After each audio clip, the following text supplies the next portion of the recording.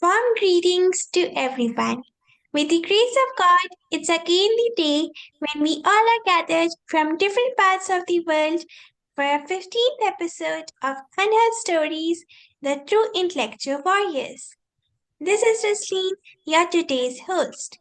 I'm the International Coordinator of HETS Yearly Association. Dancing, singing, writing, and knowing more about intellectuals are my hobbies. And today we have Ms. Sonam Wadkar as a guest of the day who has already joined to share her stories with us. But as usual, before starting, it's time to know about our organization and the spirit behind it. I have had a wonderful journey in HETS since 2021, and I have learned a lot from the Manager Director of HETS, Dr. Arna Wadkar, and my other mentors. HETS, Harvest Educational Transformation Solutions, is registered with MSME, Government of India, in May 2017, ISO 9001 2015 certified, another progressive turn with the launch of HETS Pratishtha India Trust NGO Foundation in 2021, where HETS aspires to empower women, children, and people across all genders, academic dropouts through education, develops knowledge, skill development, educational and corporate training, improving employability scope, assessment, and counseling projects. HETS is an education consulting and service company exclusively dealing with end-to-end education service provider pan India. Our team works with educational institutions in planning, developing and managing educational institutions that meets their vision, mission and goals. HETS has more than a decade of experience setting up and running schools and preschools across the country. Transformation can happen only through focus and passion apart from learning, teaching, and leadership. I'm feeling proud to share that the true spirit behind such transformations is none other than Dr. Arna Bhatkar ma'am. Dr. Arna Wadkar ma'am is the founder and managing director of HETS, Harvest Education Transformation Solutions. She is the founder and chairperson of HETS Pratishtha India Trust and the resource person of Indianka Learning Private Limited. Also, she is the advisory board member and mentor of Mount Literacy School and the advisory board member and counselor of Green Eden Public School. We always learn something new every time from our beloved ma'am, Dr. Anna Bhatkar. She's a true combination of beauty and brain. Thank you, ma'am, for giving me this opportunity. Now it's time to meet the intellectual of the day for whom everybody is waiting eagerly, Miss Sonam Wadkar, who is here to share her stories with us. She has done masters in clinical and counseling psychology. She is an educator, psychologist, co-author, and a great artist. With this, I wholeheartedly welcome you. I'm feeling proud to be with you today on this platform. So starting with my first question. What thought made you choose this noble profession? First of all, thank you, Rasleen, for having me here. And how wonderfully you spoke. So happy to see such a young person speaking so well on the platform. All right, so your first question, what made me choose this profession? Honestly, I had no plans of choosing this profession back then. It just happened by chance where I got an opportunity to teach a class of students where I had to just take a couple of chapters.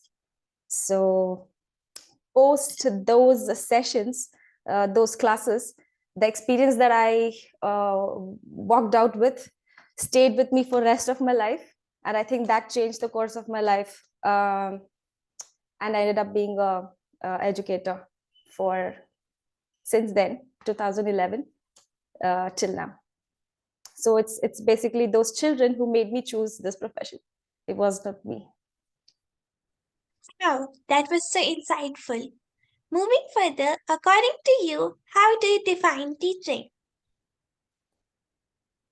Teaching, I personally would not restrict or limit teaching by giving it a definition, but I believe that if we could impart or inculcate life skills or anything that children can learn outside, in outside the classrooms in their real life, through classroom teaching, I think that could be one of the best ways of understanding what imparting teaching. Yeah. Awesome. I'm amazed with your wonderful answer. But I'm really interested to know, are there any limitations when it comes to teaching? Of course, there are many. Uh, Personally, I would say that since teachers are doing a lot of multitasking in school and outside the school, I think too much of task at hand, which becomes inevitable at some point of time. So that restricts our, I think, time that we could spend more on working on, let's say, subject matter, or developing skills, updating ourselves to the trend or to the generation or to the technology. I think that way a lot of task at hand limits our time and also our energy. uh, yeah, so there are limitations. There are a lot of uh, things that teachers have to deal with. Great. Really a true message for all of us. Back to 2020, we experienced a different and difficult situation due to COVID 19. So, according to you, was pandemic learning to all the students and teachers? Of course, a definite 100% learning for all of us. I think something which teachers um, probably could never teach children. That's something COVID would have taught uh, children, maybe let's say self introspection, or their own families, understanding and learning about their own families and what actually they are inside and outside. I think that's something COVID brought it out, which probably we as educators or parents could never have done it. So, in a positive note, uh, relationships, uh, understanding about your own self is something COVID has taught us a lot. And today, after the COVID break, I think we have become more aware of what we want and what we don't want, made us more goal oriented. Yeah, this way, I think COVID has taught us a lot. Very true. This shows the true spirit, and I'm sure everyone will agree to it. My another question to you is, as we all know about NEP 2020 being introduced, would that be a benefit in the education system if implemented? Yes, um, because I, as a student back then, uh, experiencing a traditional teaching myself, and now the gradual shift that I see due to the implementation or gradual implementation of NEP in the schools, uh, it's a beautiful transformation. Uh, it harnesses all the possible talents that I have, probably any student have, which might go unspoken, or which might just go ignored, or I don't know, make the student dull, just because we weren't able to get it out because of the traditional teaching. So what NEP is doing now is tapping those skills or that talent in the students through a different teaching methodologies and bringing it out. And also, if I could say, due to the fact of multiple intelligence embedded in us, in every human being, I think NAP today is trying to cater to those multiple intelligence in each one of the individual. So we have individualistic teaching, learning, as well as, group learning, activity based, even traditional learning. So we have everything trying to be implemented as required, as needed, uh, in the classroom. So yes, NEP is on its way to develop teaching and learning a lot. It's really fantastic to see the combination of emotions and practical knowledge. Proceeding ahead, can all children learn the same way being taught or need to employ different ways to mentor? Individual difference, I believe, is one of the greatest gift to mankind. So we as educators, or in the classroom, or as a school, as a system, if we do not respect this individual difference, and if we cannot teach and learn in a classroom with reference to this individual difference, then I think we'll not be doing justice to learning. So teaching has to be, catering each child in the classroom, uh, instead of, um, limiting all their senses of learning, all their abilities to just one direction. So we have to teach each child according to their ability, according to how they want to learn, or how they are basically created to learn, with the different abilities. So it cannot be one mode, it cannot be one direction, it has to be multiple. Wow, very beautifully framed. With this, I'm really curious to know how psychology and counseling is important in education. Today I'm very happy that psychology has taken a stand in our academics, uh, but not just academics, in general psychology is a very, very essential subject, or a knowledge for us to learn. Because see, everything is not your core subject, everything is not about your academics. There is also, most importantly, before anything else, we need to understand each other. Before that, we need to understand ourselves. So the more earlier we begin doing this, I think all that the education system is trying to provide us will only be an added advantage, will only strengthen what we have set out to do, set out to learn and teach. So psychology is nature, it's in the human nature. You cannot keep it outside, you cannot exclude it from learning. So it has to something that we have to cultivate, understanding, perspectives, um, talking, communicating, being kind, not being judgmental. So these are the things which develop a child's or a person's personality, cut down all their mindsets, mental sets, all those limitations, which might put us into trouble, and we might put others into trouble. So psychology is very, very, very, very essential when it comes to learning in general. Indeed, you have given a really wonderful statement. We really need to understand ourselves. With the amazing conversation with you, we would want to know what is the inspiration behind your success? Success is a long way to go.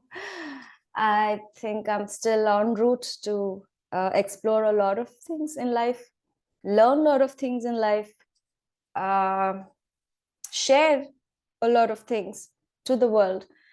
Success is a long way to go, but it definitely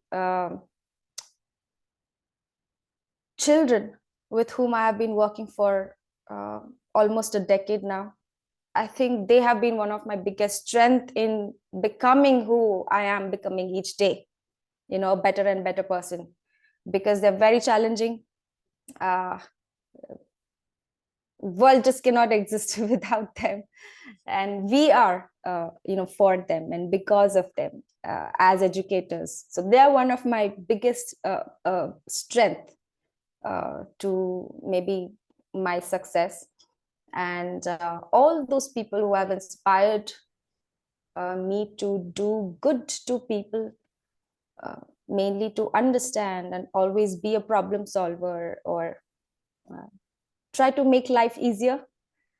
I think all I owe all of these credits to these people around me, whether it's my mother, it's my family, my friends, my colleagues, including you, all the people who are watching. So it goes a bit to everybody. Your words are truly inspiring to hear. To conclude, we would be glad if you could share a small message to our audience, teachers, and students. Uh, After uh, dealing with a lot of people through my counseling or teaching, I think all we need the most today in this world is a lot of compassion and a lot of kindness. And I think that can be shared only when we uh, very humbly try to understand each other, try to put out the pain from people's life instead of becoming a pain in people's life. I think once this is done, once we learn how to be nice, uh, everything is just what you say, cherry on the top. Your academics, your sports, your learning, your school, everything is just cherry on the top. That's what I believe. That's what I would like to tell people, that be nice to each other, have a lot of compassion, have a lot of kindness, because that's what the world needs today. Thanks for your Wonderful. motivating message. Thank you. Yeah, it Thank you was so really much. great. Rasleen, I would like to ask one question from Sonam. Sure, ma'am. Um, I can see a good mission, vision in such a young age. I can observe that kind of heart, which actually is full of emotions.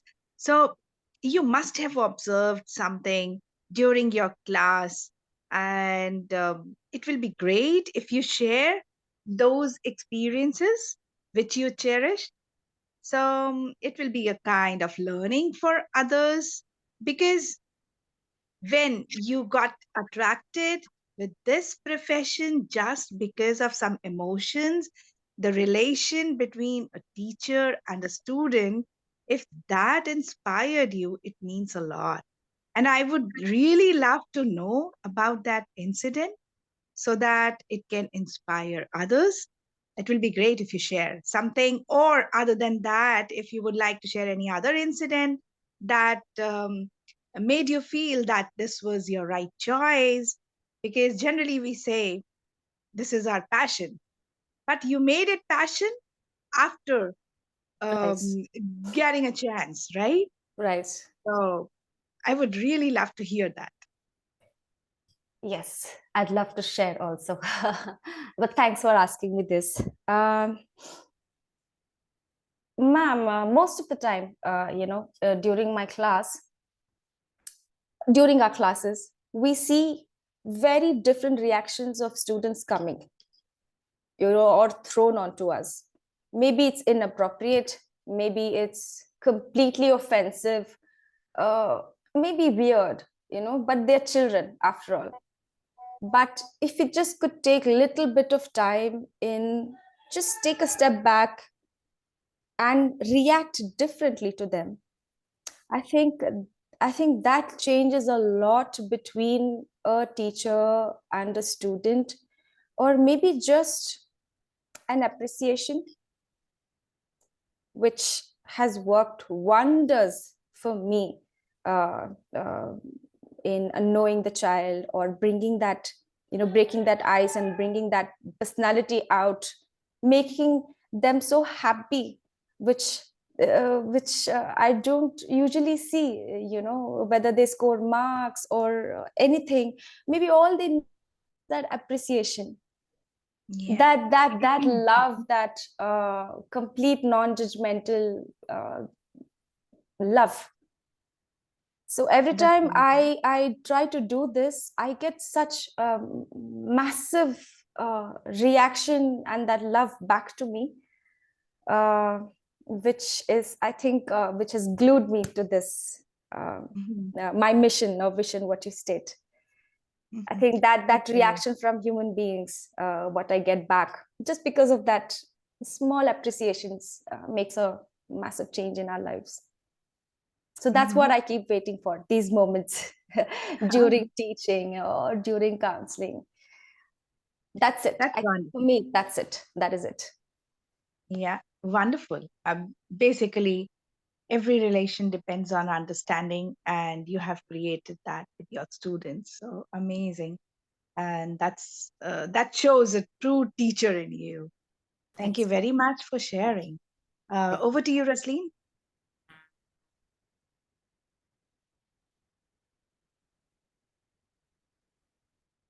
We cannot hear you, Rasleen.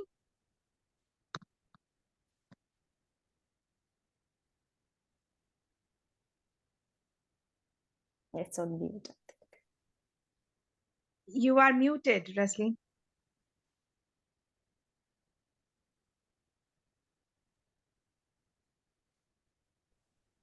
Golden moments. Thanks for your motivating message, ma'am. I'm blessed that I got an opportunity to know so much more about you. Thanks for sparing your time and sharing your unheard stories with us. With this, let me invite my mentor and Chief Management Officer of HETS, Dr. Unheard Kaur. She is having experience of more than 25 years in the field of education. She is a renowned public speaker, author, and a social worker too. She is innovative and always ready to make things better for everyone. For her contributions, she has been conferred with many inspiring awards. Ma'am, please come forward for the vote of thanks. Thank you very much, Rasleen. First of all, on behalf of HETS family, I express my gratitude to God for the successful completion of Unheard Stories, episode 15. For this wonderful initiative, I pay my heartfelt gratitude to the founder and managing director of HETS, Dr. Aruna Wadkar, because this won't be possible without her mission or the understanding that she had. Uh, Basically, I would like to say thanks to all the educators who joined us to make this mission successful, and especially to the guest speaker of today, Ms. Sonia Wadkar, who shared wonderful stories with us. I'm obliged to all the other members of HETS for their unstinted support. From the bottom of my heart, I'm thankful to all the audience present here. And I would also like to share that we will hear many more stories from all over the world in the coming weeks. Those who are interested, kindly contact us on 951 301 9990. Our another number is 951 3088 990. And do not forget to join us next week. We will be here back with another Unheard Stories. Thank you very much once again to everyone. Thank you. Thank you, everyone.